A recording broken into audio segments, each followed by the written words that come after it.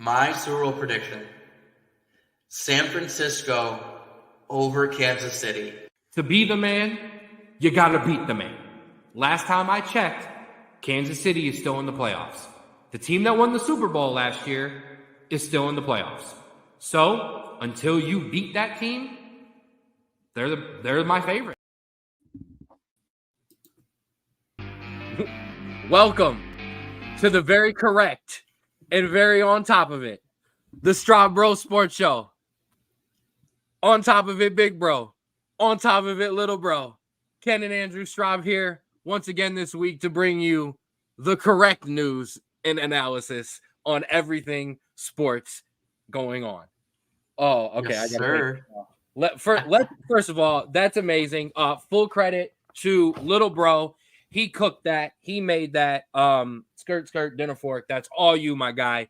I got to give you 100% shout out on that. We wrote down the ingredients and we went shopping, but you made the meal there, so I got to give you a big shout out.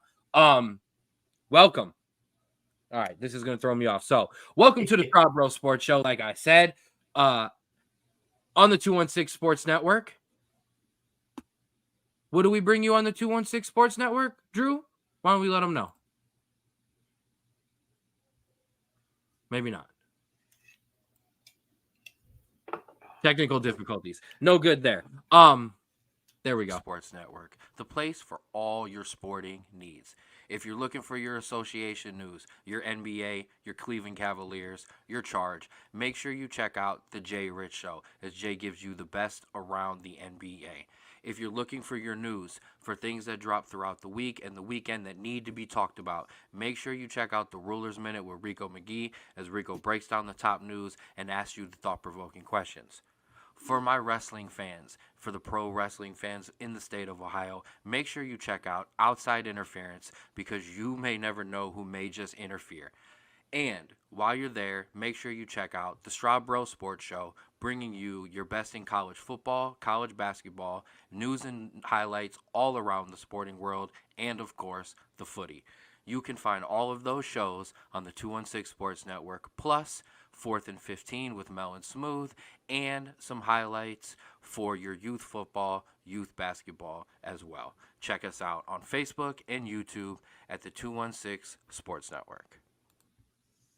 Man, who's got that smooth voice? Ooh. Listen, I did my best Dan Patrick on you there. And it also gave me enough time to do the social. So that's the best commercial in the world in my book. All right, that comes off. It's game time. As we said, welcome to the Straub Bros Sports Show. Let's get right into the news and notes, my guy, right? So the first thing we got to do is we got to clean up a couple notes from last week. Straub, hit me with a couple of those. Yeah, so we missed a couple just because I think we were in the excitement of all the big hiring that went on last week. But a couple hirings as well happened last week. The Titans hired Bengals offensive coordinator Brian Callahan. He is a first-time head coach. Speaking of first-time head coaches, the Panthers hired Bucs offensive coordinator Dan Canales. So both kind of interesting, as both offenses really weren't great enough, I think, in my opinion, but not too bad. And a couple other ones. Falcons hired Rams defensive coordinator Raheem Morris. And something that dropped today that I'm sure Ken will have a lot of thoughts about.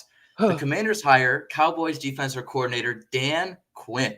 So a lot of hirings in the past couple weeks, but I think also the biggest one that we'll probably touch on right after you talk about Dan Quinn, a name that's not listed at all, Bill Belichick, has not been hired at all, I think more than likely in his terms, as he's waiting for a better opportunity to come out. Well, as I said, I want to give a shout out to Ray when he was in the comment section. I think it was a week or two ago, because he asked what was the best job, and I think Jim Harbaugh swooped it up. I think it was the Chargers job. So I think the best job was off the line. I think the second best job is the Falcons job with and they need a quarterback, obviously, but some okay hires. I mean, some gambles in that, but you know what? What I liked is, other than the Raheem Morris hire, there isn't a lot of retreads. This is not okay. We'll hire this guy because he's gone 8-8 and 8 in other places. So I like some guys getting some fresh chances. Minus Dan Quinn. I'm sad. I'm not happy about it because number one, hey, I do like Dan Quinn. I thought he's been great as a defensive coordinator, but he is a head coach. He's head coach caliber. I don't think it's fair that the Super Bowl gets held against him so much in terms of his entire career. But the defense got a little stagnant. It needs a help. It needs a boost. It needs a next step. So hopefully in getting rid of Dan Quinn, or not getting rid of Dan Quinn, but in losing Dan Quinn, the Cowboys defense can take the step like the offense did, where it's good, but now we take a step. Now, do you want me to address Bill Belichick, or you want to give your thoughts first, bro? I can give my thoughts real quick. I'll stay in the Cowboys thing real quick. I don't think defense was your problem. I think that the offense kind of struggling was a bit of an issue, but we'll see what happens there. But I think that is a big loss for you guys. Speaking of Bill Belichick, though, I think I think you are very right. He had his eye on one or two jobs that if he were to get the job or he would get offered 100%. I think he went around, saw the openings, and went, I am almost positive there will be a couple better job openings in a year or two. Let me just sit. Let me relax. I've been coaching for 30 years straight. Let me take a year off. Let me relax, and then I'll get right back into it. And I feel like that's what's going to happen. Okay, so what I love is I'm an optimistic person, and I love that I've helped raise you to be an optimistic person. But, oh, man. I'm going to ask a couple questions rhetorically back to you. That doesn't. Yeah, good job. I'm going to ask a couple of questions back to you, though. Number one, are we sure it was Belichick passing on these jobs and not people passing on Bill Belichick? Number two, I have said it multiple times on this podcast and in real life. In the NFL, you can no longer just take time off and think you are going to be able to come back and be sharp and on top of it. Now, I think you could argue the thing with Bill Belichick, though, is Bill Belichick needed to take a step away from being a GM. I don't think anybody would really argue that Bill Belichick as a coach was that bad. Now, here's the thing. Do you think Mac Jones is an NFL starting caliber quarterback? If the answer is, we'll see, there you go. If the answer is yes, absolutely not. Then I would like to hear what your reason is for Bill Belichick struggling. If you don't think Mac Jones is an NFL starting quarterback, then I would like to see what Bill Belichick, I told you, I would have liked to see him with the Chargers. He could have built that defense up, turned it right around like he did with the Pats defense, and then he would have had a quarterback. But I do think it's strange that Bill does not have a job. My question would be, what job is he waiting for? I know there are rumors, and I'm going to quote Dan Graziano of ESPN. He said it's not likely that Andy Reid retires from the Colts or from the Chiefs, but it's not 0%. It's not a for sure thing. So is Bill Belichick waiting on a job like that? If the Eagles make it, I don't know. Mid-season, I don't know. But yeah, that's a strange one for me on Bill Belichick. I get that. And sorry, I'm rambling. No, you're good. I think that I also heard the Giants were kind of in the mix of in case they make a coaching change because of the upside of kind of everyone there. And that makes a little bit of sense. I also think it could possibly be because of what Bill Belichick thinks of himself. He had a lot of demands as if he were to come in, this is how he needs it to be run, and this is what he needs. And sometimes, when people say no, that's kind of a mutual parting of ways where Bill Belichick isn't going to go to a job where he's not going to be in full control, or an organization, maybe like you said, doesn't trust him as much as he thinks that he deserves to be, and is a little hesitant to give him all that control. And so that's possibly it. Maybe he's waiting for a spot that will give him that control. It was funny because, Jerry was quoted as saying, Jerry Jones, I could work with Bill. No, you couldn't. No, you couldn't. No, you couldn't. Okay. You couldn't give him control, and he wouldn't allow you to go on a radio show every Monday and talk about his players and his coaching. That would never, ever work. Ever in history. Perfect for you, by the way, though. Oh, I mean, You know what? Perfect. It would be, you know what? Here, I'm going to give you an honest opinion about that. It would be awesome because now that I'm in the media and I get to talk about this stuff and, you know, a couple of people listen. I've never enjoyed Bill Belichick's press conference. I've always thought he went overboard to be kind of short sometimes. You don't have to give away stuff. I think he could have been just nicer and funnier about it. He's very insightful too. So he is a funny and super insightful guy. So I thought it would be nice to actually see that kind of stuff. Number one. The other thing is Jerry talks so much, like way more, that more stuff is talked about and comes out about my team than any other team. So it would actually be nice for when that happens, then they have to go to the coach next day and ask him questions, for Bill Belichick to just go, we're on to Carolina. Yeah, that would be very nice. Like, and not have, because then it's a no story. Bill's just not going to do that. So that would be, let's not derail it just talking about my team, although we could. I will. But yeah. More. You got more news from last week. Go ahead. Or do you need me to go? Go ahead. I got one more news from last week. Yes. Tristan Thompson. Oof. Cavs championship center, now just in a backup role, veteran role, has been suspended 25 games for violating the NBA anti-drug program. Now, at the time of the story, we did not get any specifics. I did not see any updates to that. Nope. However, that is something that's very kind of strange because you see a guy that comes on for like veteran minutes and stuff like that, kind of getting older. Maybe that's because of it. He wants to kind of stay in shape, kind of stay in the thing, but kind of strange. Yeah, he was actually, from all reports, a very good veteran presence in the locker room. If you were watching last week's show, it is I told you to go and listen to Rico Sports Minute about this situation because he definitely hit on it. Yeah, it's disappointing. Let's just be honest. And I don't know this. I don't know if this is the end for Tristan. But and now the Cavaliers are playing very well. And if you want some more insight on that, definitely go check out the Jay Rich Show. But here on the 216 Sports Network, we'll run that commercial back here in a little bit because I love it and I made it. But yeah, and now that they're rolling and they're balling without him, you know, once again, you know, goes back to, you know, the conversation, which, and I'm not going to dive into it too far, but, you know, they brought back Mobley, you know, Garland's coming back, easing guys in.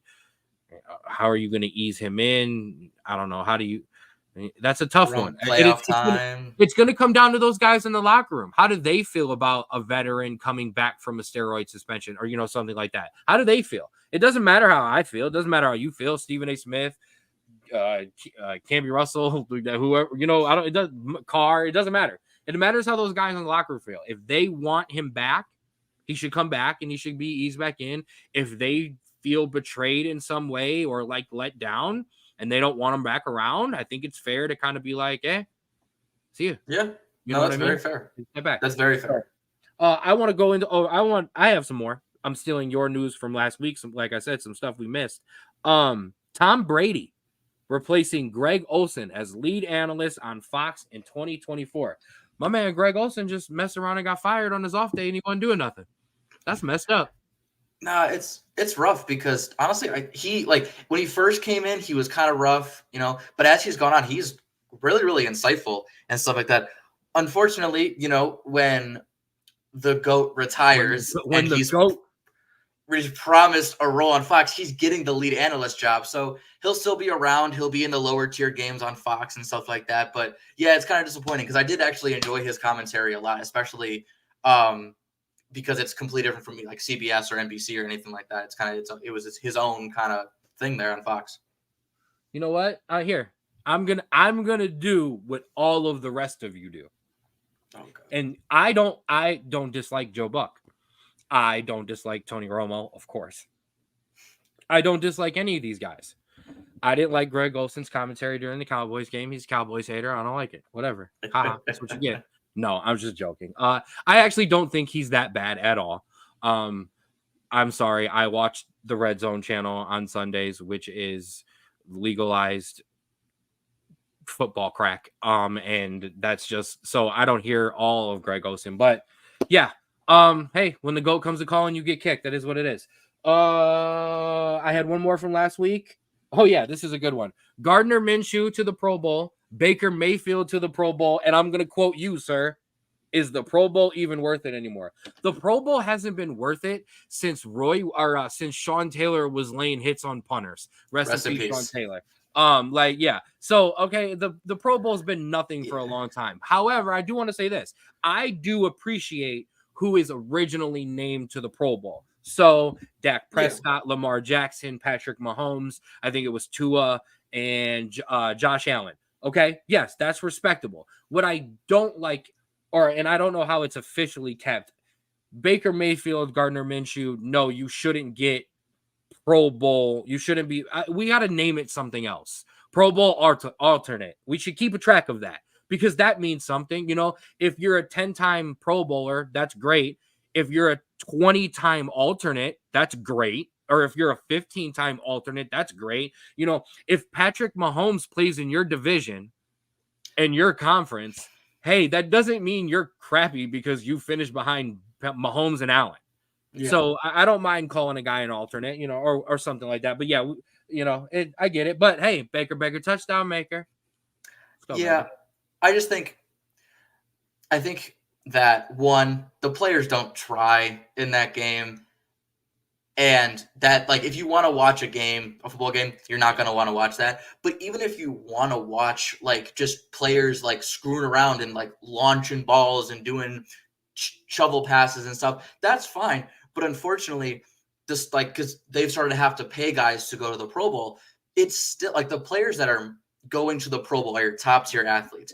And they are making, like, 10 times as much, even, like, 20 times as much in their contract per year than they are going on the Pro Bowl. And so it's not worth it to them to even go. And so that's why you get all these alternates. And like I said, it's not even a football game. It's basically a tag football game with a bunch of good athletes, which if you want to watch that, cool. And that's fine. But I don't have a problem with it either. Well, then just get rid of it. Okay, that's fine. Then you complain that there's nothing. They did the skills challenge, which was really cool. Right, but and I didn't have a problem with it. And this is not the same conversation as the NBA. I feel like you could be, I don't blame those guys. Here's what it comes down to. Football is a violent sport. Guys get hurt during the preseason. Guys get hurt during practice, and not just, everybody can get hurt. Yeah, no crap. At a extremely alarming rate in terms of sports, in terms of how football players get injured. So if guys don't want to get hurt playing in a nothing game that means nothing, I don't have any issue with that. Mm-hmm. So yeah, I'm good with the skills challenge. I'm good with all of that. I don't even kind of like the flag football game. I don't want to see guys with ACL. I just don't want to see it. It's not worth it. And this is, like I said, coming up from somebody who used to enjoy watching Roy Williams smoke people on the side or in the Pro Bowl, and the Sean Taylor hit, like I talked about. We grew up. It was so great. I just saw a TikTok, a reel today of I think it was the 96 All-Star game or 97 All-Star game, and it's rolling through. Kenny Lofton leading off. Manny Ramirez, Jim Thome, Roberto Alomar, Cleveland Indians all over the place. Now Cleveland Guardians. I love the All-Star games. I'm sorry. Yeah, gotta go. No, I get it. All right. Now, record scratch. Let's get to this week. Oh, you got one more from last week? One more news. Come on. This week. Okay. All right. Let's get into this week. Come on with it. So, actually, it's kind of technically last week and this week. So, because I added on to it because of some developing news. Yes. So, the NCAA is starting to investigate Tennessee for potentially breaking NIL violations. This was broke last week. We're seeing what's going on. And then in the middle of this week, we get a groundbreaking report that Tennessee and the governor is suing the NCAA in return, claiming that the NIL rules are breaking antitrust laws. Here we go again. Now, I am not a massive knower of this law or anything like that, but this is definitely interesting considering it's just on the back of the Ohio general attorney suing the NCAA over the multi-transfer rule in the NBA or for the college basketball. And so we are now seeing states and colleges suing the NCAA over a lot of their rules that they have been making, which is pretty interesting and not something that I have seen, at least in my lifetime. Mini rant. First of all, Colorado was also charged with some of those sanctions as well. I don't care. We ride for Coach Prime. Okay, don't care. Ride for Coach Prime. We're here.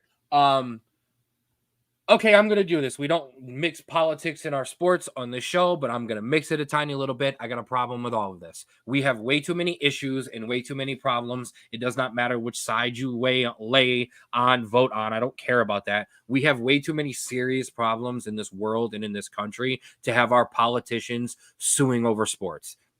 That isn't even a hill that I'm on top of. That is just a book that I've put away on the shelf. It's somewhere lost because you're not going to get me to pull that out and change my mind on that. I'm sorry. So, I mean, good luck, I guess. Sure. I mean, whatever. Here we go again with antitrust laws in the NCAA because we cannot just accept that these kids are basically professional athletes. They're employees. They're the reasons these schools are the schools that we know and love. They're the reasons we do this show. It's on the back of college kids who don't get paid a lot for it. And instead of putting it in McDonald's bags and sliding it, around the corner, now it's out in the open and now it's for everyone to see. And nobody likes the fact that it's ugly and a starting quarterback costs you $3 to $4 million. It's gross to talk about and for people, whatever.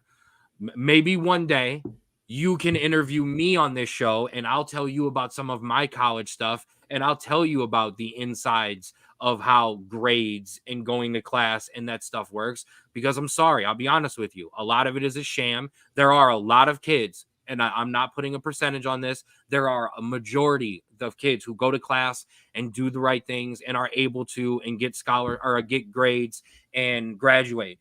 And there are a lot that aren't even near that. So it's time to stop pretending that it's not, I go to class. No. So, but I also I want my politicians to be doing important things as well. That's okay. Don't worry about it. You're all right, mama. You're all right, mama. We'll show you the fun part back here in a minute. I'll say, listen, we're always late, so it's fine. You're right. Okay, so I do have some quick NBA news. Joel Embiid is out for tonight, and the 76ers have been fined for injury report issues. But Joel Embiid is out tonight. He's having his knee reevaluated. Not good. We hope it's just minor. Get well, Joel Embiid. We don't want to see that. I don't want to see anybody get hurt. I like my sports with the injuries off. That's okay. I'm not gonna lie to you. And excuse me, I got a big one for you. The Baltimore Orioles are being sold for $1.73 billion. Cal Ripken and Grant Hill are part of the ownership group as well, playing the roles of Magic Johnson there. I love it. The only man, Big Bro is going to be cynical here for just 1 second.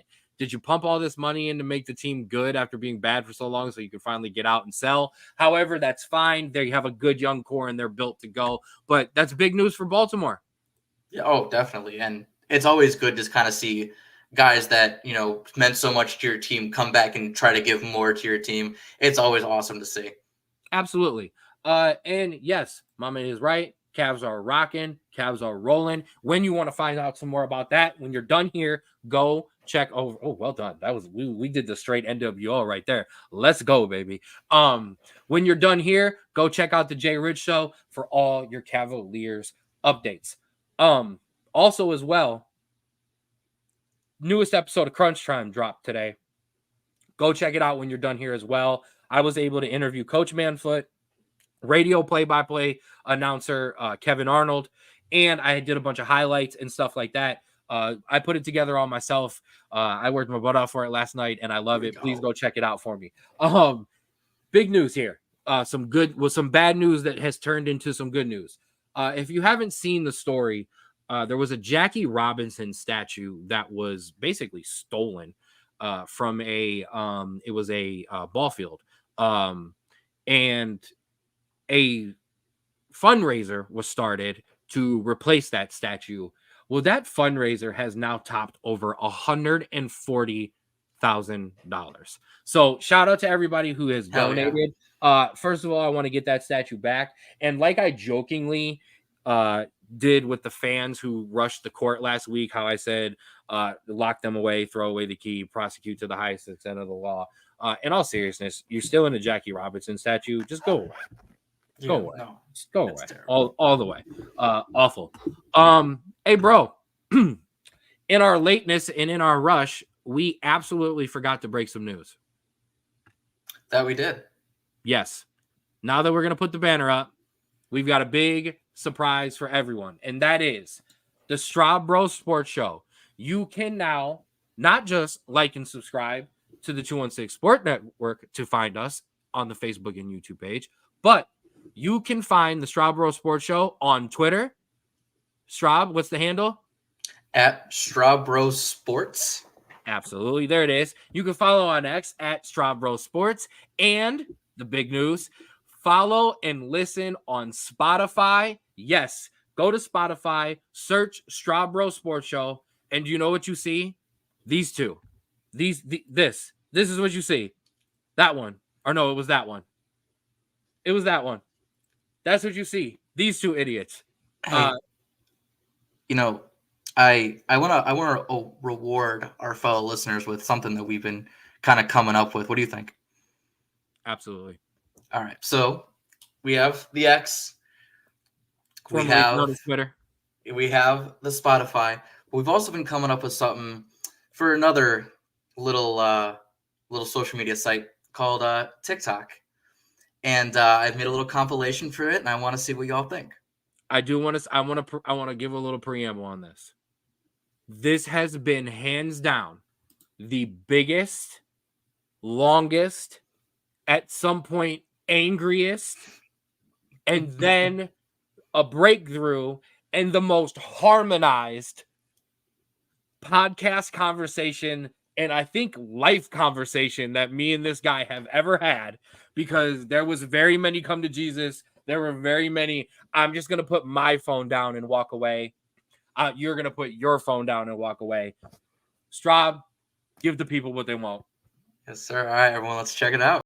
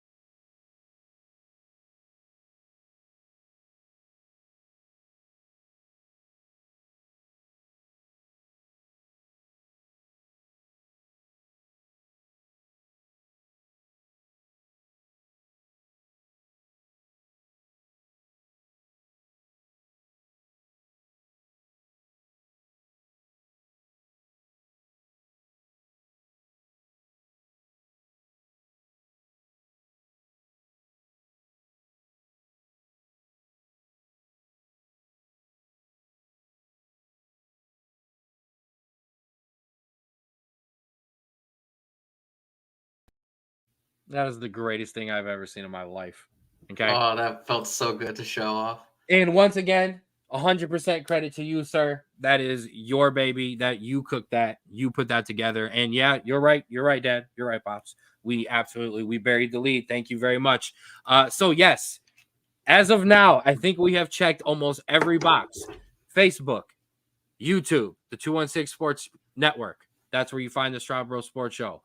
On Spotify, Straub Bros Sports Show.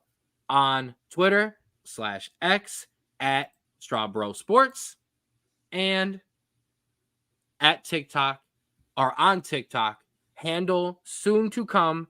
We want to get a couple things together and put together so that when it debuts, there's more things, aka not currently like the Spotify that only has our first episode on. That is very, very bad, big bro. However, I have been agonizing over this episode of Crunch Time this week. Andrew knows this, so that is my apologies. I will be spending tonight loading up and backloading the shows onto Spotify so you can take us with us on the road, in the car, in the shower, in the mornings, wherever you go.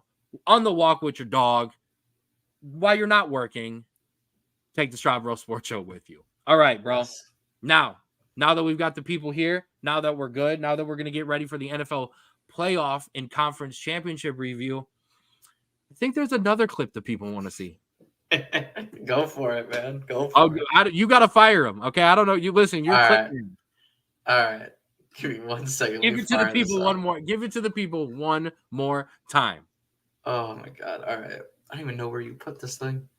There it is. I didn't put it anywhere. The 216 Sports Network, the place for all your sporting needs. If you're looking for your association news, your NBA, your Cleveland Cavaliers, your Charge, make sure you check out the Jay Rich Show, as Jay gives you the best around the NBA. If you're looking for your news, for things that drop throughout the week and the weekend that need to be talked about. Boom. No, that's all right. I meant the NFL prediction one, but that's okay. So There this we go. week, that's all right, man. It's all right. We're rolling on the fly as we always do. So the NFL playoffs, conference championship weekend. Wow, we had 2 amazing games. Let's start with the AFC, shall we? Yes. Okay. Chiefs 17, Ravens 10. I mean, for me, I know there's been a lot of emphasis and a lot of willingness to throw a lot of criticism on Lamar Jackson. I want to put a pause on that. I want to talk about the Chiefs defense. Okay. That's who came to play. They show up when it matters, man. They really, really do. And honestly, they have been good all year. It is just we have been paying so much attention to the offense, and that's really all we care about. That it has taken away that focus. Am I wrong? No, you haven't, but I mean, we didn't expect. Never apologize, Ray. We didn't expect a lot of defense from this game, if I'm being honest. Like, yes, they've been good, but these 2 offenses have been absolutely spectacular throughout the entire playoffs. And so while we did give credit to the defense, we kind of came in expecting to see a lot more, I guess, from those offenses than we did. Absolutely. Now, Lamar had some difficulty, but when the pocket is kind of collapsing around you and guys aren't really open, I mean, there's only kind of so much that you can do. I don't think this is a game where I think the Ravens have to like go back and rethink and overdo it. I think they just kind of need to get healthy. I do think they need to get another wide receiver. I think they need another playmaker. But I mean, Mark Andrews was a shell of himself. He was completely banged up. They also, and I will say this, they only, and I had to look that up. Yeah, he was 1 for 6 on 3rd down. Okay. But like the Chiefs scored 17 points, guys. It's not, you know what I mean? It's not like this was some shootout and Lamar was, getting blown out. It was a close game. Yes, he missed some throws. Lamar is not that quarterback, even at his best. They ran the ball 6 times to their running backs. They were the best rushing team in the NFL. Clip that for your TikTok. That's why they lost the damn game. They didn't do what they were the best at, which was running the ball, being dominant in running, and then letting their overly, pretty much better than anyone, athletic quarterback run and make plays. Yeah, no, it is weird. And I think I don't know if it has to do with coaching, if it has to do with, I guess, the players that they kind of assemble every year, but it seems, at least in the Lamar Jackson era, there seems to be just this hump that Baltimore cannot get over, whether it's one thing or another. They lost to Tennessee a couple of years ago. This game where they had multiple opportunities to take the lead or tie the game and had 2 massive turnovers in the red zone. It just seems like there's something that isn't there for Baltimore where they can't be the better team when it comes down. It's honestly, it's very similar to the Bills, and maybe it's a Kansas City thing as well. But when the chips are down and things, you have to get a score, you have to get a stop. They just can't do it, and it's so weird to me. I agree. I'll address this first. Ray, we could just do a bad beat segment, okay? Lamar cost me. Gus Edwards cost me. I'm on Ron St. Brown. Or no, Laporta cost me. Yeah, we could go there. I think my buddy. And Dad. Oh, go ahead. Give your bad I was beat. gonna say I think my buddy had Jared Goff at 275 yards. He had 272. Yeah. So just Listen, letdowns all across this past weekend. if you've been rocking with the Straub Bros Sports Show from the beginning, you know all about those Georgia overs. Yeah. Okay. Yeah. That would have been part of the D1 fund for your nephew. Save that rant for the next game. You're right, Pops, because that's kind of how San Francisco plays too. So just preview. Yeah. But we got to talk about Mahomes. We got to talk about not just Mahomes, and I'm gonna annoy you now, so get over it. And we got to talk about Travis Kelce. Taylor Kelce. Swift Kelsey, whatever. I don't know what they call it. 13, sure, whatever. We got to talk about it because Travis Kelce has been balling, as he always does. I mean, there was some dips throughout the year, though. I think there was some, but that was the Chiefs in general, if I'm being honest. Yeah, absolutely. But I'm just, we got to. They have to give the credit. Yeah. They deserve the credit and the love this week because they're. Absolutely. As much as they're not the same offense. And, the way everybody rode them, the way they complained about the Kadarius Toney situations. Yeah, but they rocked it. No, I completely agree. And you know what? I guess that I've been fumbling through my words here, Drew, because I can't find, it's almost like we knew what we were talking about. It's almost like we knew, Drew, but I don't know where that clip is. My Super Bowl prediction: San Francisco over Kansas City. To be the man, you got to beat the man. Last time I checked, Kansas City is still in the playoffs. The team that won the Super Bowl last year is still in the playoffs. So until you beat that team, they're my favorite. What can we say? That was the problem. I couldn't find the words because I've already said them. To beat a man, you gotta beat the man, and y'all can't beat the man. Woo! All kinds of claps, all kinds of alligators that you can't hold down. Okay, yes, baby. And just like Cody Rhodes, the Chiefs are gonna finish the story. That is just for Ray. We're not getting into wrestling again. No, that was just for Ray. And I'm gonna annoy Ray even more because Ray loved my joke.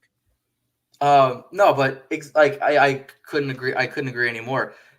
When it comes down to it, Patrick Mahomes, I'll get there. Patrick Mahomes and Travis Kelce will get you the best performance in the playoffs as they can. But they also needed some other guys to step up. And those other guys was Rashid Rice. That entire defense. Isaiah Pacheco, Clyde Edwards-Helaire even stepped up a little bit in this past game. They needed some guys to step up finally, and they did. And now they have 2 road wins in very hostile environments, and they got through those. And now you're on neutral turf against a team that you played in the Super Bowl a couple of years ago. Obviously a different team, but very similar. And they haven't really been tested as much. And so you kind of see that the pendulum kind of swings towards the Chiefs a little bit in terms of momentum.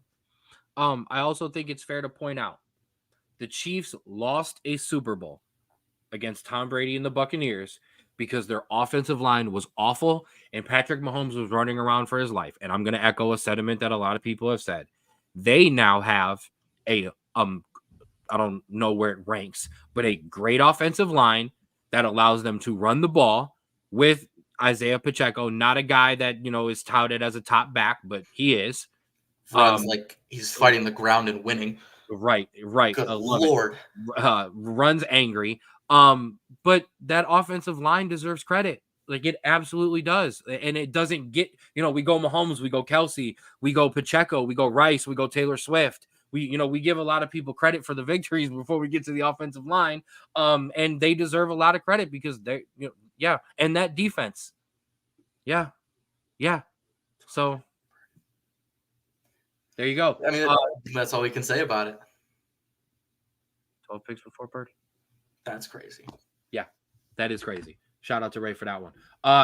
Speaking of Purdy, 49ers and the Lions. Lions 31, San Francisco 34. I don't want to be cliche. I don't need to rehammer points that have been hammered all week long about timeouts and running the ball on third downs and going for it on fourth downs. But I want to advance the conversation a little bit because I want to talk about something specifically, and I'm going to be a homerish about this conversation.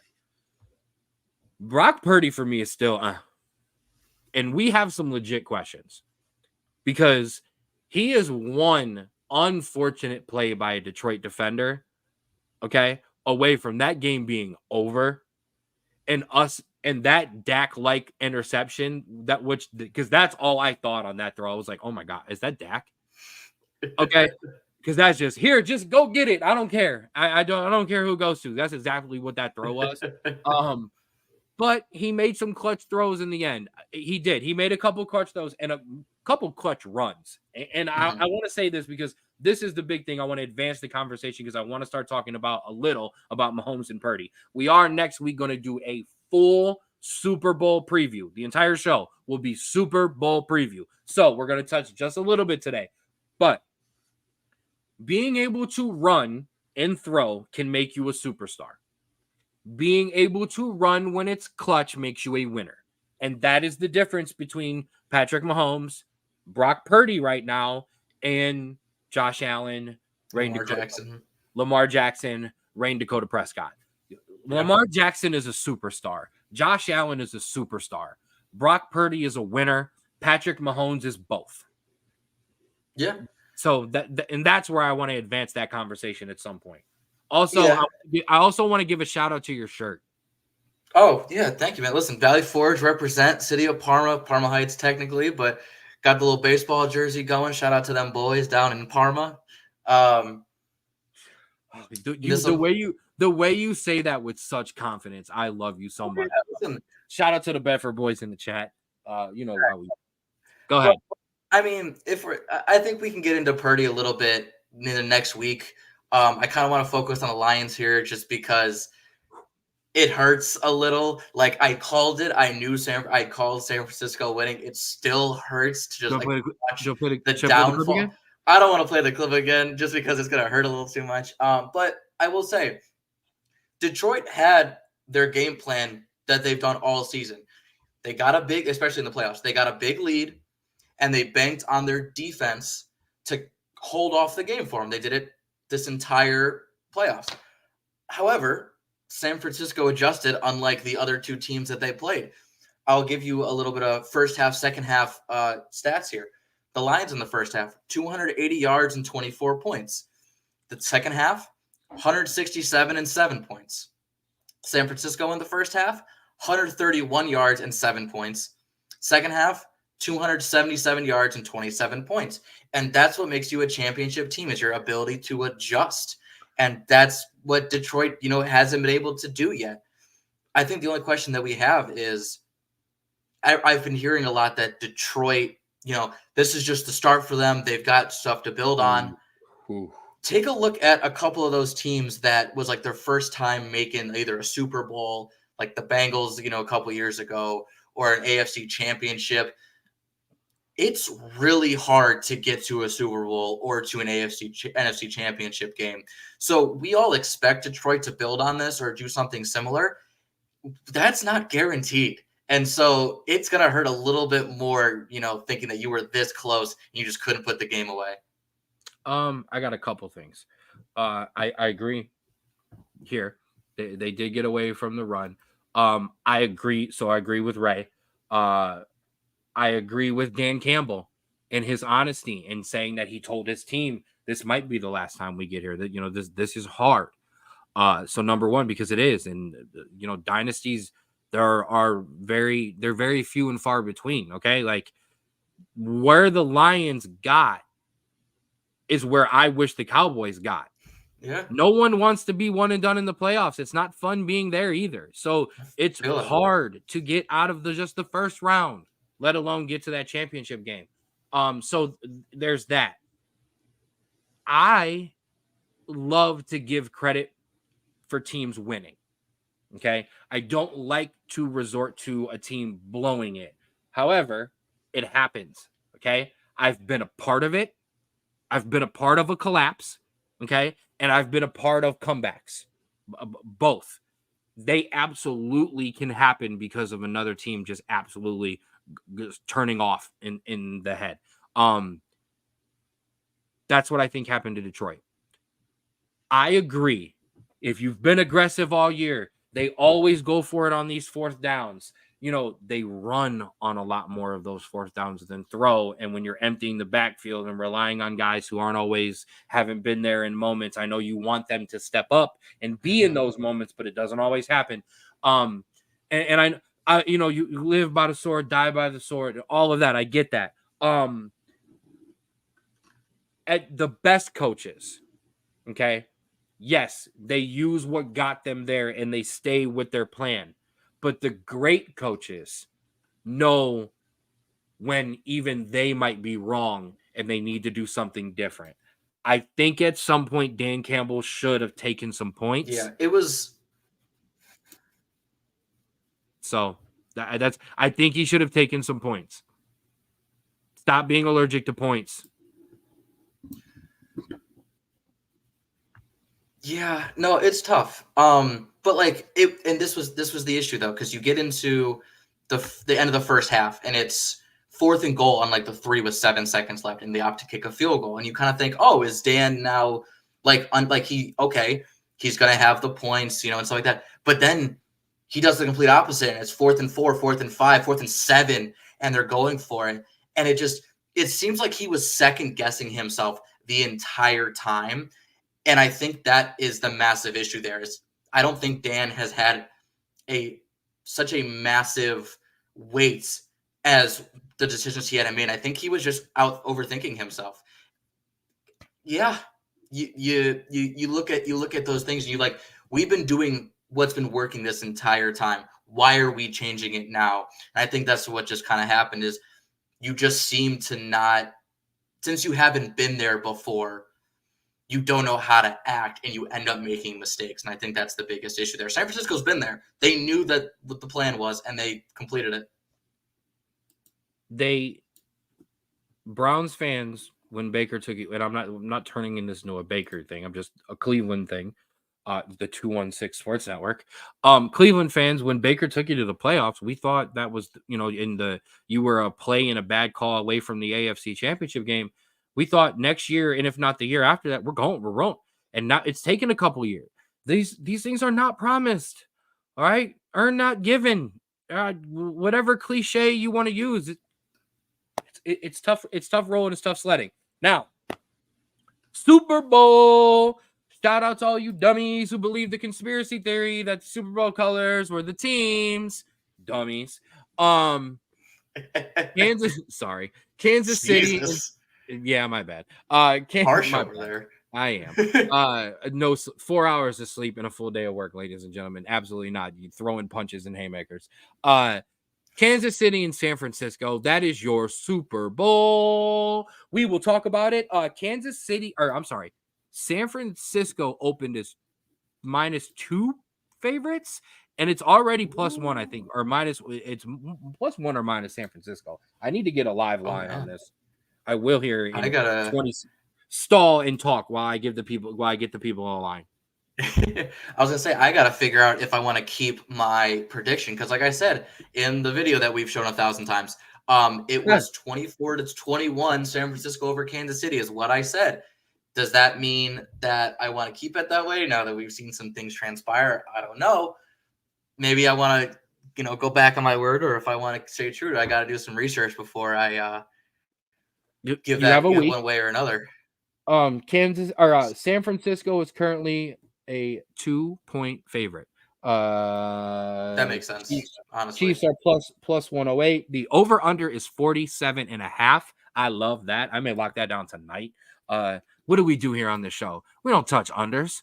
Okay. Of course I like that over. 47.5. Unders are boring. Unders are boring. You're absolutely right. I like listen, to beat it. Where does my part in the promo say? To beat a man, you got to beat the man, okay? Kansas City, why not? I feel like we're going to do this again where Kansas City, Kansas. This is the Tom Brady of our generation, the new generation. So deal Ooh, with it. that's a big statement right there. They're here. They're the new dynasty. They're here to stay.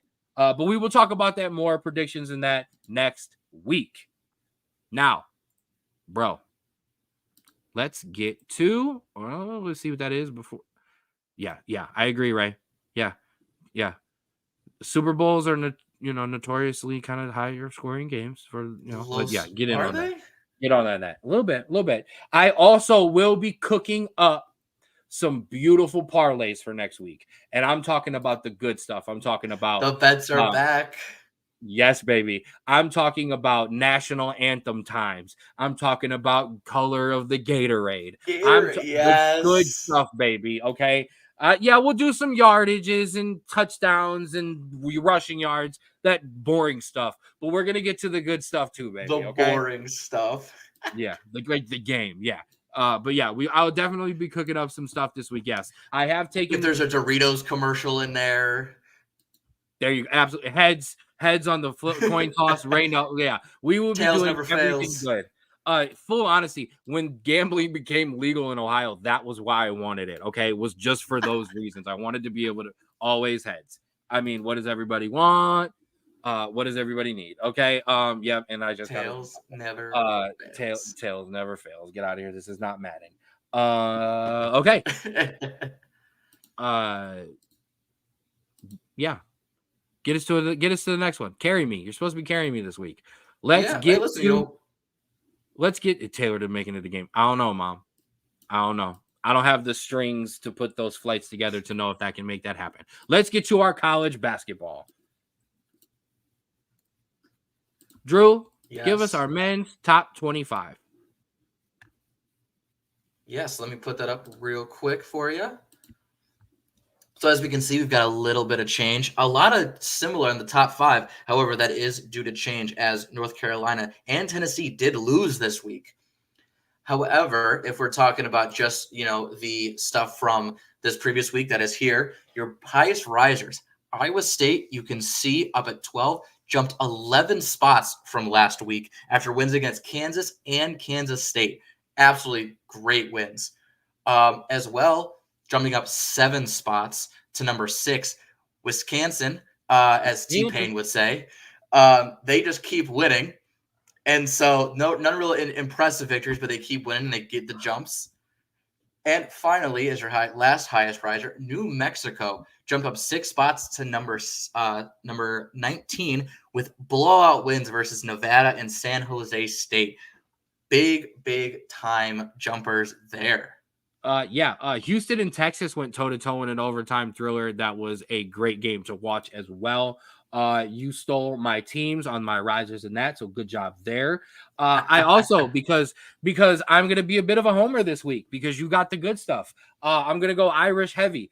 The men's hoop team has picked up recruiting class up to number 18, 2 top 100 prospects. We're talking recruiting classes right now. I love it. And a talented 4-star forward really should help an Irish team that is currently sitting 7-13 and a completely opposite contrast of my lady Irish. Anything else? God. Yeah, that's what I'm doing right now. Anything else for the men? Yeah, I mean, nothing as good as talking 2025 men's basketball during the top 25 segment in 2024. But we got some fallers too. Listen, Oklahoma, no regrets. No regrets. Yeah. Oklahoma fell 12 spots to number 23 after losing to Texas Tech and Texas. Big losses there. Auburn dropped 8 spots to number 16 after losing to Mississippi State and Alabama.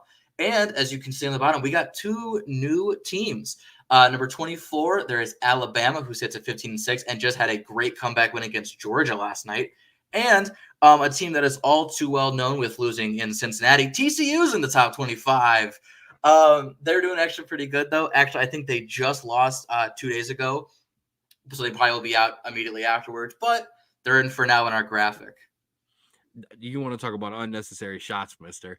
Man gets beat up. Man has a whole side segment during college football season because because his team was bad and we just wanted to give him some love. Shows up for the basketball season, chest out, ready to go. I love it. I do Listen, we want to just give lost to West Virginia last night, so I have no room to talk whatsoever. I got you. I do want to give a shout out though. The 14th of March and the 18th and 19th of March, we will be doing a conference championship college basketball show in a major March Madness preview show a couple days before the games start on Thursday. There are going to be some playing games around us, but me, little bro, and Rico McGee of the Rulers Minute are going to come in and we're going to break down your men's and women's college brackets. Rico is covering college basketball, especially the local stuff, harder than anybody I know as well. So we will have him in to talk some college basketball on the men's and women's side as well. Speaking of the women, your women's top 25. I have got a lot of stuff, so I'm going to start here on the women's side. We're going to get the bad stuff out of the way, unfortunately, first. Minnesota leading scorer Mara Braun is sidelined indefinitely with a foot injury. All Pac-12 Washington State guard Charlize Legger-Walker is out with a knee injury. And my Lady Irish confirmed that star guard Olivia Miles will miss the entire year recovering from last year's knee surgery. Now, two major matchups happened, bro, last week on the pod, right after we went off. And because we're still new at this, show number 15, sometimes things slip through the cracks. Excuse me. Number 1, South Carolina took on LSU in what was a great game. And my Lady Irish took on Syracuse and got beat. But LSU, I think it's time to talk about it a little. 2 big upsets this year, again, as they've been down twice in conference play, losing to Mississippi State after dropping one to Auburn earlier in the year. Is there trouble? No, I really don't truly think so. Personally, for myself, I am going to ask you, take these punches and these L's now and ride these lessons to a Sweet 16, Elite 8, and then I'll see you when you see SC. Yeah, I mean, and honestly, I don't think the AP voters really see them slipping either, as even with that loss to South Carolina, they did not move in the rankings whatsoever. And I think that also shows how dominant South Carolina is as well. Yes. But I think LSU will be just fine. I think that they are a good team that, like, in the regular season, but I think they're an even better tournament team. Yes. And so I think that they're going to be just fine. They're a team that, can take a couple losses. It's grinding out some new pieces, some new schemes. But once they get the tournament time, they're going to be locked in and be just fine. 100%. There's all kinds of rumblings of some inter-team turmoil. We don't address those things, but if that stuff is flaring up with some people missing games and stuff like that, possibly maybe they need to get some more games and go under the hand. But I think at some point, unfortunately, the committee is going to have to keep a stat, and that is, how did you lose against South Carolina? Everyone else, it's just a completely separate stat when we start to rank these teams. How did you look? And honestly, LSU looked like they can play and they can be there. So definitely some love there. I want to give some love. I told you, Irish themed in the basketball, but this is the real side. Sorry, boys. I want to give some love back to my Irish girls. They rebounded off of that loss to Syracuse with a big win over UConn, handing UConn their first loss at home. I want to shout out a couple of the girls. Hannah had another big game with 34, Maddie Westbeld with 23, and Sonia Catrone with 15 as the Lady Irish, like I said, hand the Lady Huskies their first home loss of the season. Go Irish. Bro, anything else? Yeah, one more thing. Well, actually, I had 2 more things. Shout out to Oregon State. They jumped up 7 spots this week from 25 to 18 with wins over, at the time, number 3 Colorado and number 16 Utah. So Oregon State sitting at 17-3, really good in conference right now, looking dangerous. Did somebody say Colorado? Not in the good way. You might want to take the glasses off. Oh. I will say the opposite of on the rise. UCLA dropped 5 spots to number 7 after losing to number 16, or 3 straight losses to number 16 Utah, Washington, and Washington State. So, hopefully they can get it together because that UCLA team is good. They're just a little streaky, and so we'll see what happens. Absolutely. All right. So there is your top 25.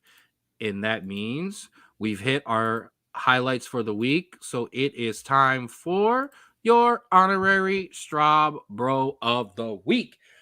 Mine are all college basketball, so I'm gonna throw it to you first. All right. You know what? I'm gonna take something from you here. I also have multiple Straw Bros of the week. I did not clear that. I don't care. We're doing it anyways. Honestly, it's two, but it's technically a person and an entire team. But we'll get to it. My first Straw Bro of the week. I kind of have to do this anytime he does something incredible. Got to represent Cincinnati. Got to represent Cleveland, even though you don't agree with that. But You we're not represent gonna Cleveland Heights. we're not getting into that argument. Former Cincinnati Bearcat Travis Kelce this week broke Jerry Rice's record for most receptions in postseason history. Absolutely insane. He's had an incredible career that's even gone even further these past couple years. And he also continues the streak of Cincinnati Bearcats in a Super Bowl, with this being the fifth in a row. Travis Kelce in 2020 and 2021, Kevin Huber and Marquise Colston in 2022, Jason and Travis Kelce, as well as Brian Cook in 2023, and now Travis Kelce, again in 2024. So that's 5 in a row for the Bearcats. Travis Kelce, shout out to you, man. Keep killing it. This man, honestly, I don't think that there's anything that I wouldn't want right now. He's got an amazing podcast, dating one of the most influential and popular superstars of our generation, and just broke a record from a receiver that is considered the best receiver of all time. So props to you, man. Congratulations. For sure. He definitely has the second best podcast with two brothers talking about sports. I said one of the best. I know know what we're doing here. I know. I just want to point out you're wearing a Valley Forge shirt. You gave a shout out to Parma, not Cleveland. But somehow we're doing the Cleveland Heights Cleveland thing again. We're not going to do this again. Anyways, we're going to go to my second Straw Bro of the week.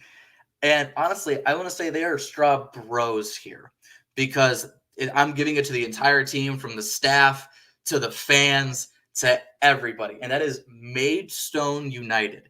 Now, even if you watch soccer, you most likely have no idea who they are.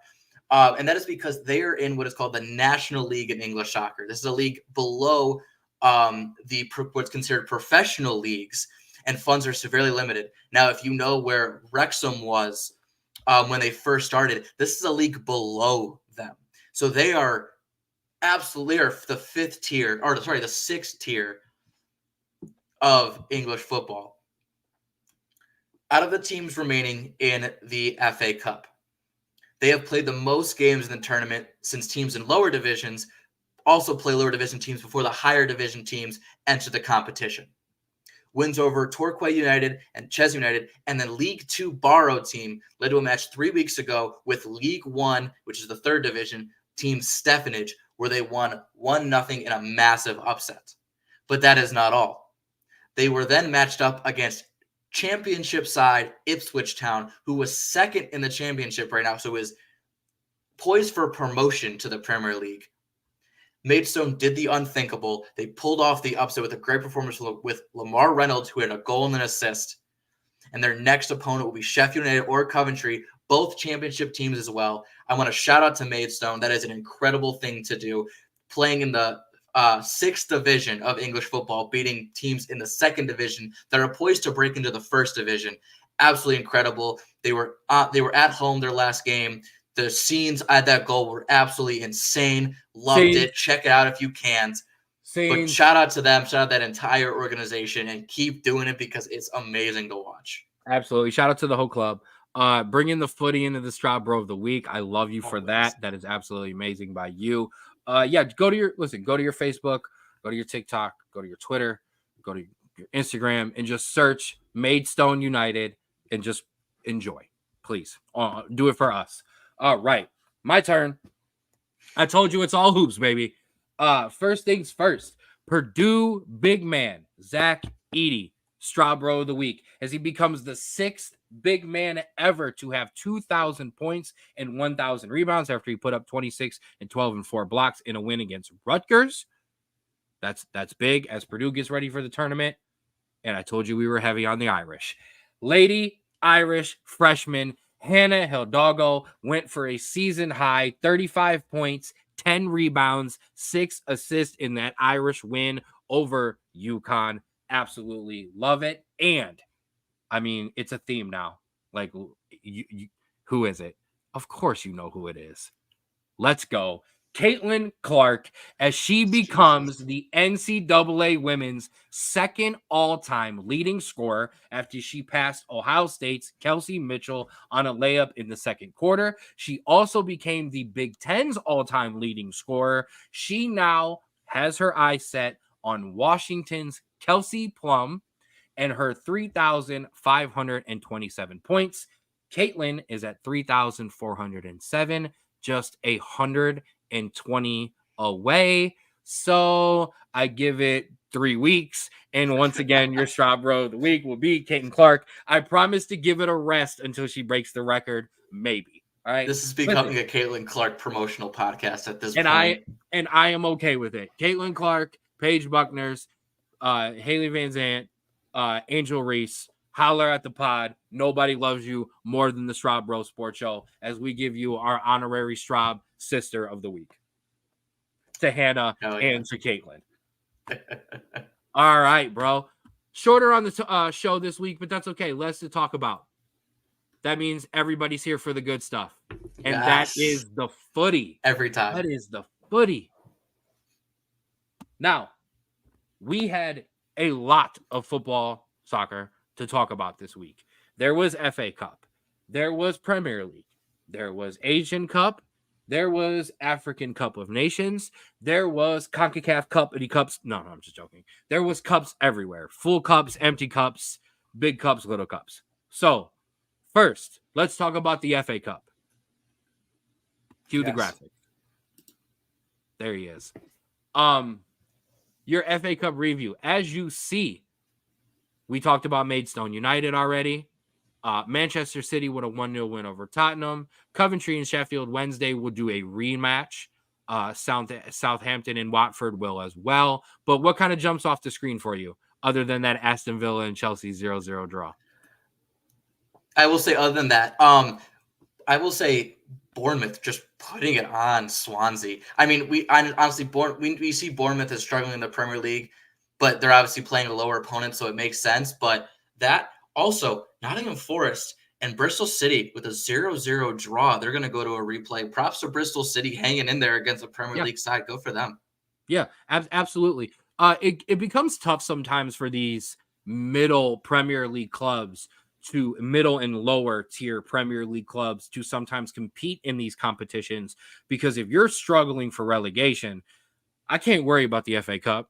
I've got to stay in the Premier League, where some of these smaller sides in the other divisions, you know, if I'm locked in 8th place or 10th place in the championship, I'm going for it in the FA Cup. So, you know, it breeds some different matchups and stuff like that. So definitely look forward to Maidstone United. But oh, yeah, we've got some other results. There you go. You forgot to flip the slide on me. Liverpool and Norwich City, an absolute thumping. Manchester United 4-2 over Newport. That was absolutely way closer of a game than it ever should be. I don't want to talk about it. Our beloved Wrexham were dumped out by Blackburn. And I think that's a big result right underneath that as well, bro. No? Yeah, it's a big one. Also, speaking about the result we're going to be talking about here soon with Luton Town, they seem to be on the upswing here. As they eliminated Everton.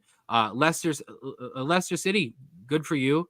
3-0 win over Birmingham. Good to see them back. They're in the championship side, trying to get back up to the Premier League as well. Currently setting the championship record for points. Yeah. Brighton actually won a game. Shout out to them. And Newcastle with a 2-0 win over Fulham as well. Leeds and Plymouth, and that's good for Plymouth. Great for Plymouth. Take down Leeds. So that draw will be coming up soon. I think they had to delay it next week.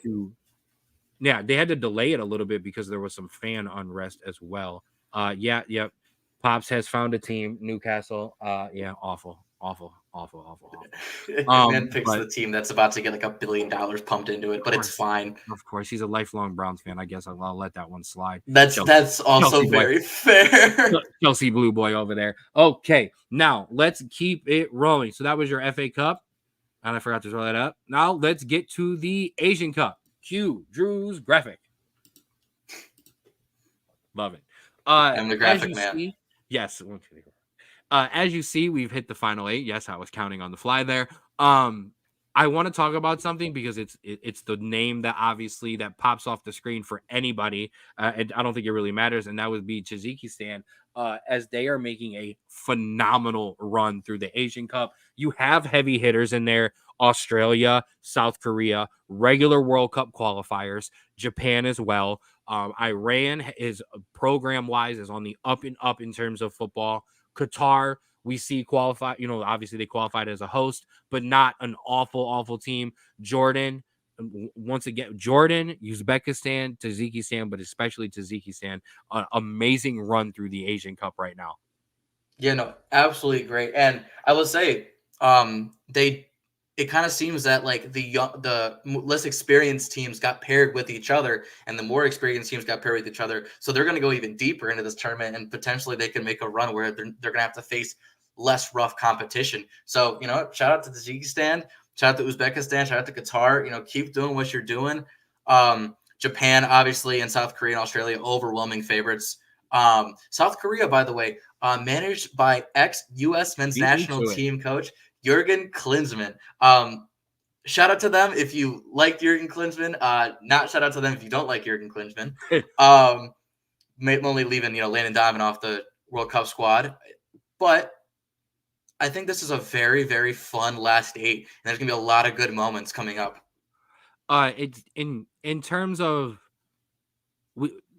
I guess if you call it luck, you could. I guess if you call it a bad draw, if you move Australia into either one of the Tajikistan, Jordan, or Qatar, Uzbekistan bracket, you're looking at probably those 3 teams making it. But one of the favorites in Australia and South Korea will be knocked out.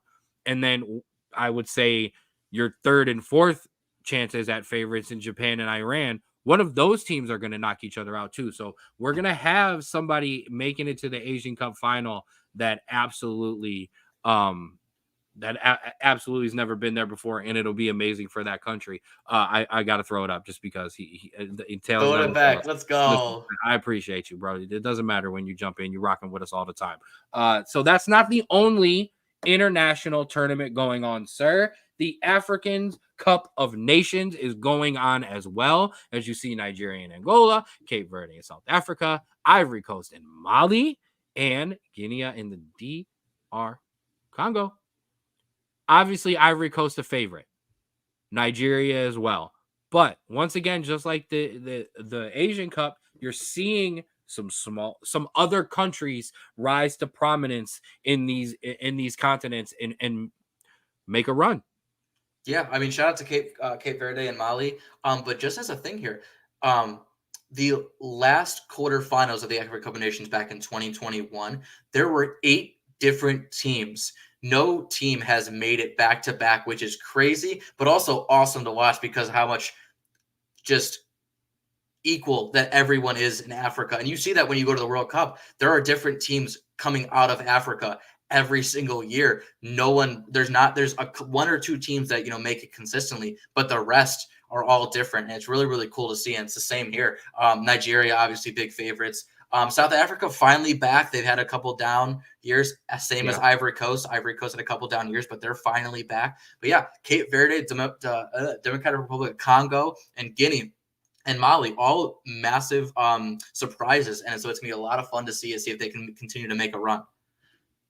Of course we're talking the footy. Of course we talking the footy, baby. We talking it early tonight.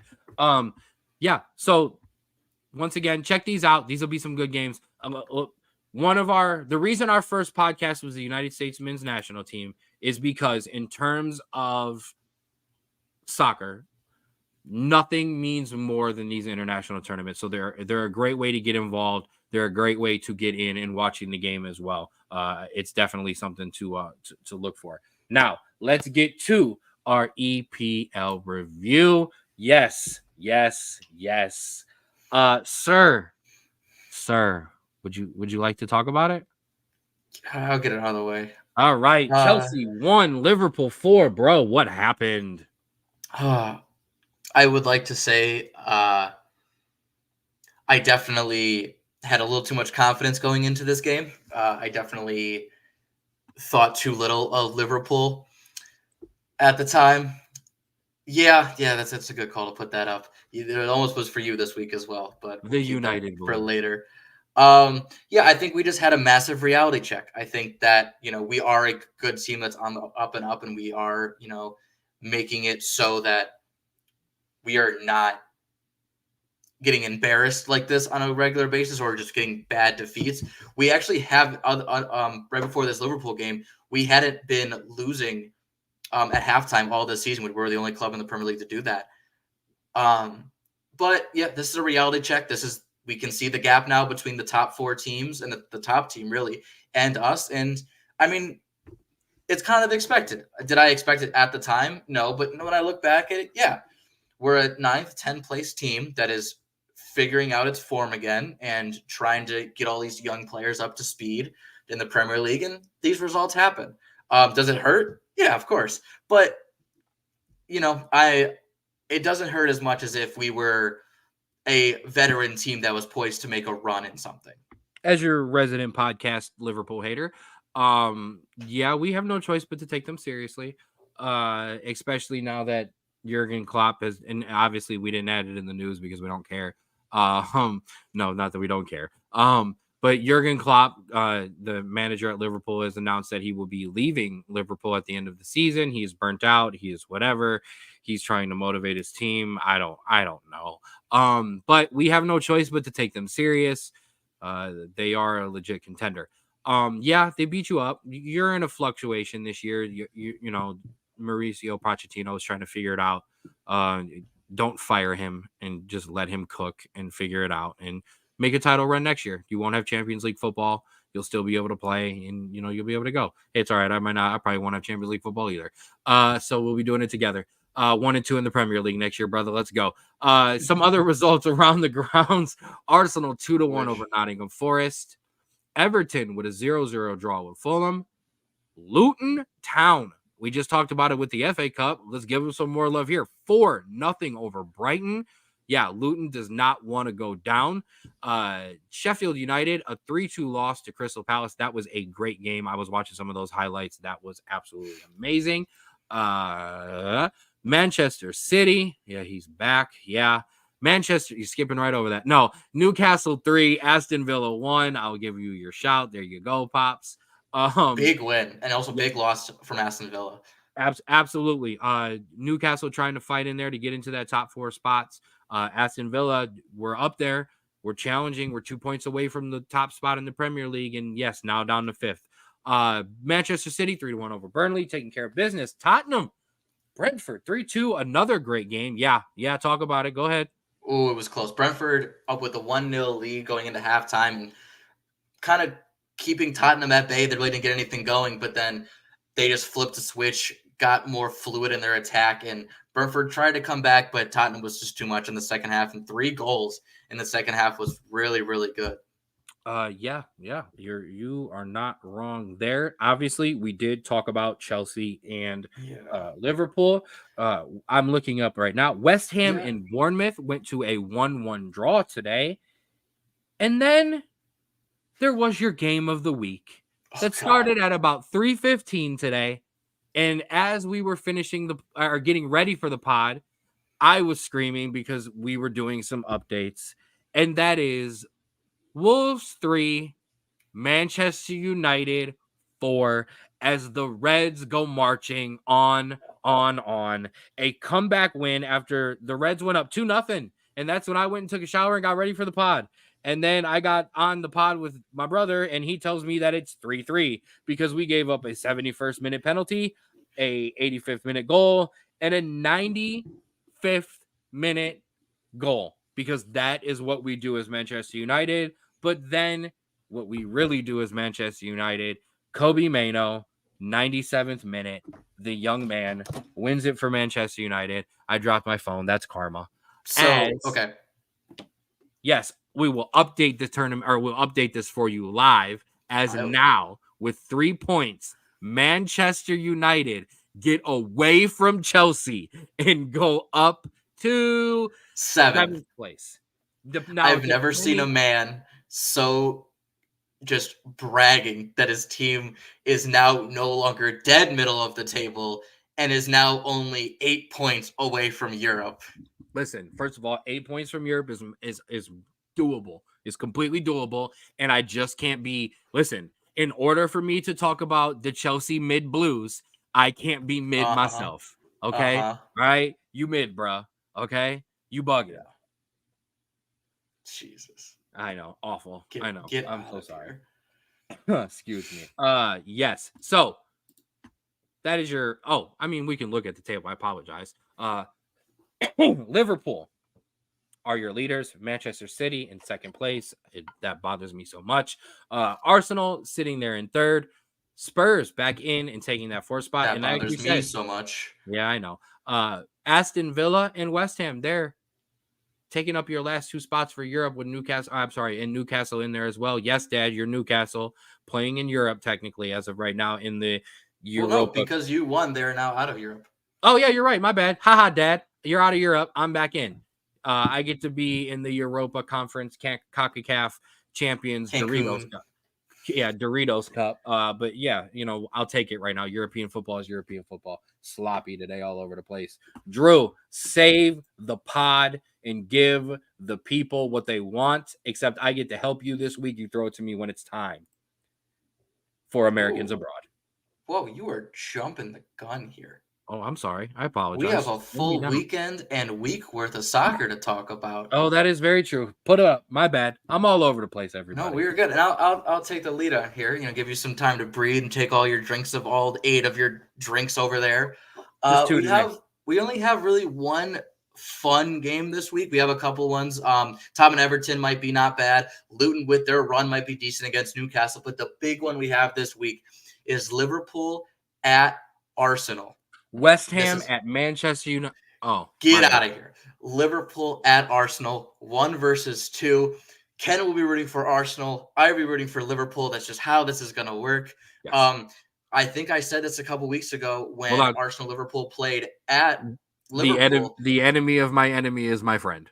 Exactly. And so I said this the last time Arsenal-Liverpool played when it was at Liverpool. Arsenal need to win this game to be taken seriously. Liverpool won. Arsenal still hasn't been taken seriously since then. This is another chance. You are playing the leaders. If you beat them, you are now 2 points away from the top within striking distance. You, as an Arsenal fan, this is your biggest game. And so this is massive. However, I'm going to say the same thing that I said when Liverpool and Arsenal played at Liverpool. Arsenal should not be taken seriously. I think Liverpool, again, will win this game. Ooh. And I think they will go further ahead of the table. Spicy. Sprinkle that in. I like that. Okay, let me start. I was about to just go right to that little prediction there, but let me slow down. So, massive game, first of all. Anytime 1 versus 2, but when you have not just that, but when you have Liverpool and Arsenal, 2 major clubs in English football, it's going to be a big game. Arsenal have to have this game. Liverpool are riding momentum and aren't really necessarily worried about individual performances right now, in my mind. It's more of our coach is leaving at the end of the year. There's a bigger picture theme here for Liverpool. For Arsenal, it is, like I said, they have to go get this win. You see the points total. You see that they're starting to get behind. These points are becoming more and more valuable, not just at the top, but at the bottom as well. But Arsenal need it. Sometimes when you need things like that, oh my goodness, he's going to enjoy this way too much. Sometimes you can't always get what you want. Sometimes you get what you need. And when you want and you want to beat this team so bad, Sometimes you can make mistakes and then you get a butt whooping. And I worry about that for Arsenal. I worry about them putting so much pressure on themselves and Mikel Arteta putting so much on this game that Liverpool have the bigger mindset and are able to handle it. I want to say I'm arguing back to my Manchester City Newcastle prediction, which I just completely nailed, 3-2. I'm thinking something similar. I'm thinking a 3-2, possibly 2-1. I think there's going to be multiple goals, but I think Liverpool, unfortunately, are going to take advantage and edge this out. I think if Arsenal have a chance to win, I think they have to really rely on their offense here because Liverpool is going to score, right? Yeah. Liverpool, like that's no doubt. Their attacking threat is insanely good right now. Nunez is finally coming around.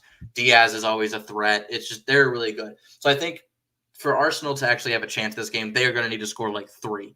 Like if it's a 3-2, I think Arsenal have the advantage on that one. However, like I said, I think Liverpool. I think you are absolutely right that Arsenal are going to take this a little heavier than the Manchester City game where they won. I think we're going to take this a little harder, and I think they're going to overpress. And I think they're going to get caught out a lot. I like a 3-1 Liverpool win. Ooh, okay. I think it's 2-1, and then Liverpool have a late goal to kind of seal it, put it away, and I think that's kind of what takes it. You have a here, clip this. You have a 3-1 Liverpool win. I have a 2-1, 3-2 Liverpool win. Arsenal win 4-0. There's no doubt about it in my mind. Let's get to your other massive game of the week, and that is West Ham at Manchester United. Yeah, Manchester United flying high. Okay. No, I do want to mention this one though. Luton Town, your hottest team in the Premier League right now, at Newcastle. That will be a good game. And then Tottenham and Everton. That's always a big game there. Yeah. And then if you don't get enough footy on your weekend, we got some League Cup replays this week. Sheffield Wednesday at Coventry. Pause. Tell the people. Those are the FA Cup ties that we talked to you about early on. So any of those teams that tied, they are now replaying. Yes.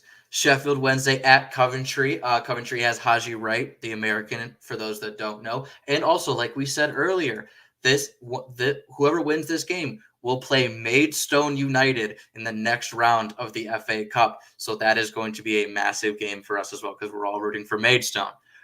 Leeds at Plymouth Argyle. We're rooting for Plymouth there, obviously, for the upset. Watford at Southampton. Watford is the upset there.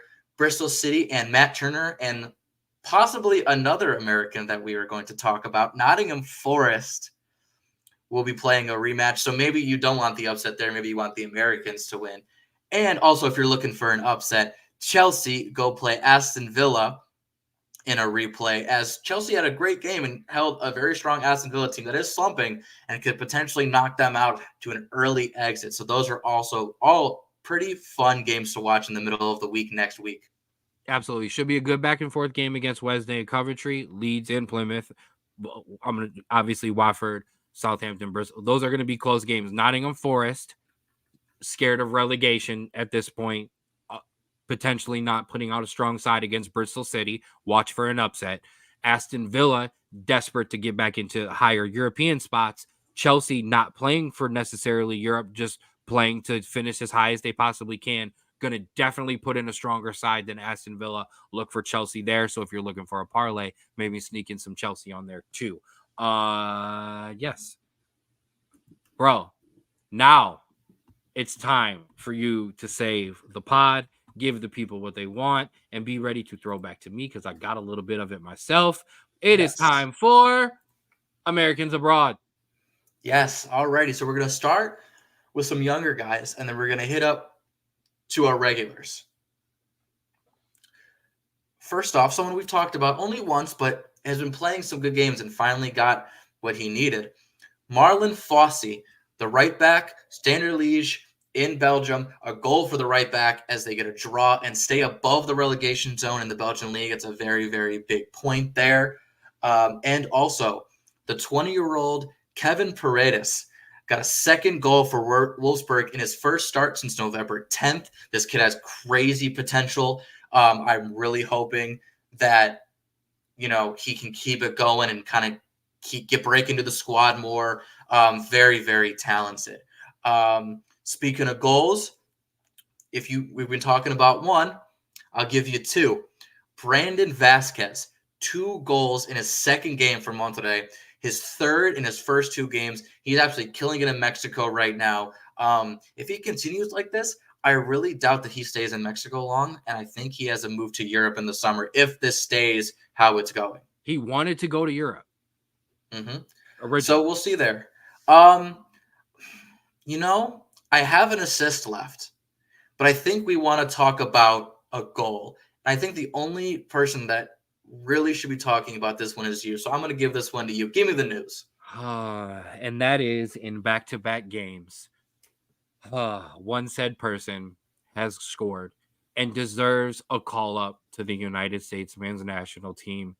And that man is Gianluca Busio. My man Busio back on the score sheet for Venezia. Yes, Drew. Participating in Americans Abroad for my second week in a row. That's what I'm talking about. And I appreciate it because, listen, you sent this to me before I could even get it to you. So that was awesome to see. I was on top of my Busio news. Good. That's all for goals. We do have an assist, and I'm bringing up PSV. So, Ken, who do you think got the assist for PSV this week? Because he gets one every single week. Uh-oh. Am I going to mess this up by saying the wrong name? Is it Serginho Dest? And, of course, it's Serginho Dest. Absolutely on fire. 3 assists and a goal in 6 games right now. Living it up in the Dutch league. PSV, as we talk about every week, absolutely killing it. And the Americans are helping all the way. Now, those are your stats.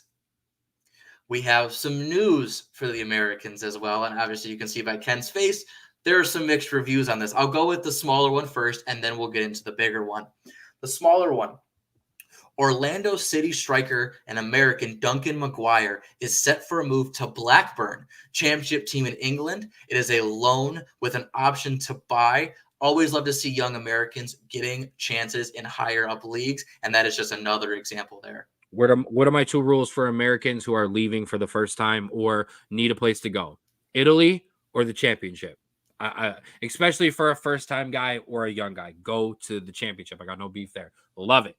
Yes. This is the one I And love. Next, definitely the bigger news and something that a lot of Premier League fans that are Americans will be interested to know.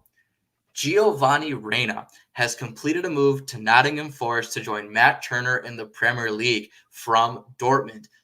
Now, this is a loan move for the rest of the season. He'll be back in Dortmund in the summer. He will go back. And he just signed an extension with Dortmund, so he will be there for the near future. I think this is just a move. He loves Dortmund. He loves the club. I think he just really wants playing time. We'll see if he gets any here. This seems like a move for Nottingham Forest that they just need to bolster their attack. And with a talent like Giovanni Reyna, that is definitely something you can get from him. The Premier League is a very physical league, and so that I don't know if that really helps Giovanni Reyna. But as you said, we are ever the optimists, so I want to see what happens here, and I'm excited to see this.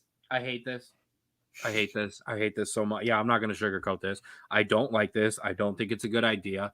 I noticed you didn't have Matt Turner in your Americans Abroad this week because he had an awful performance this week and was absolutely fooled on a Raheem Sterling goal.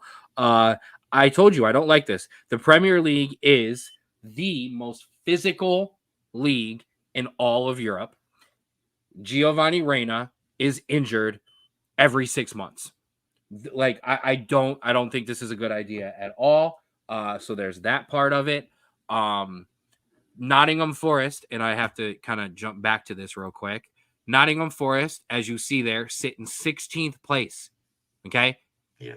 They are 2 points off of the relegation zone. And they brought in an American who is a very fancy I can't find the words. Technical player. Thank you.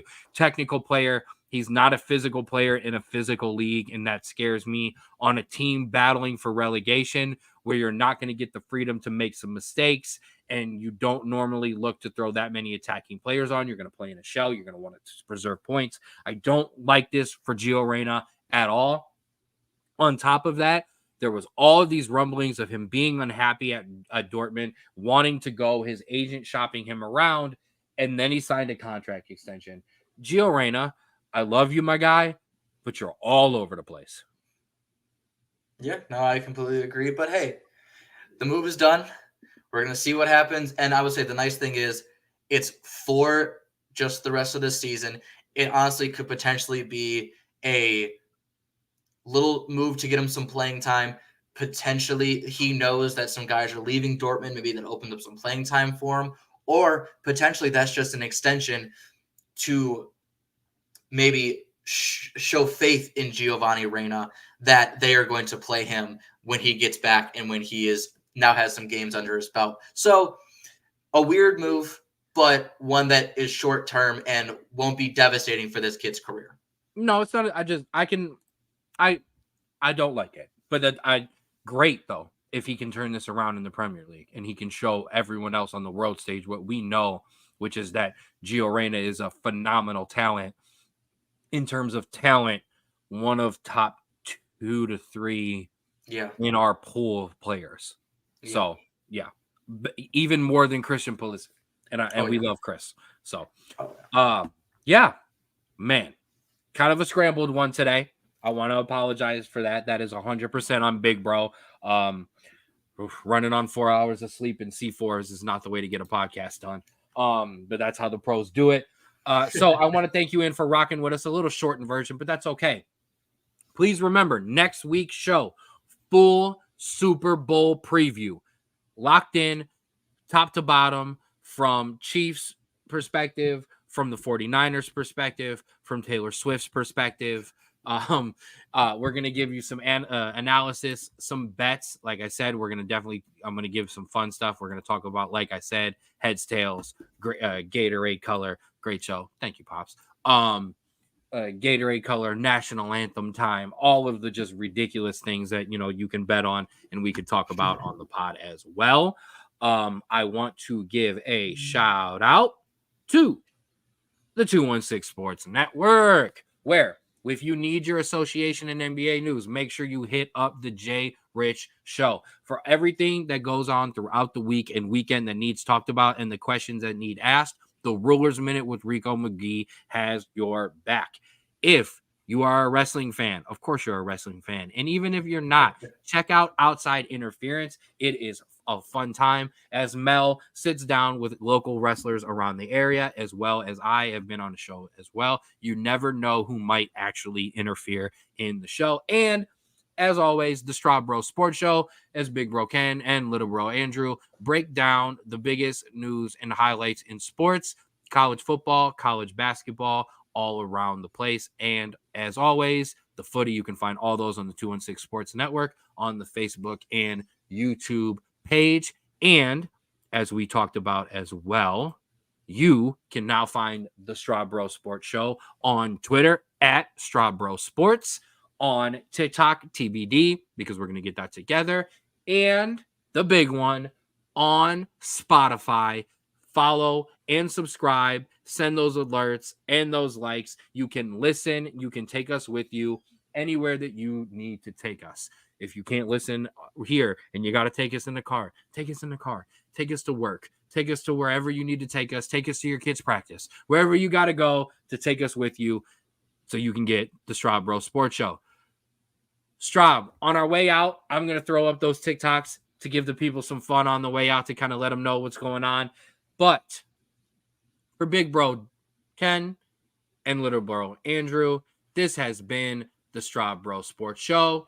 And as always, love yours. Welcome.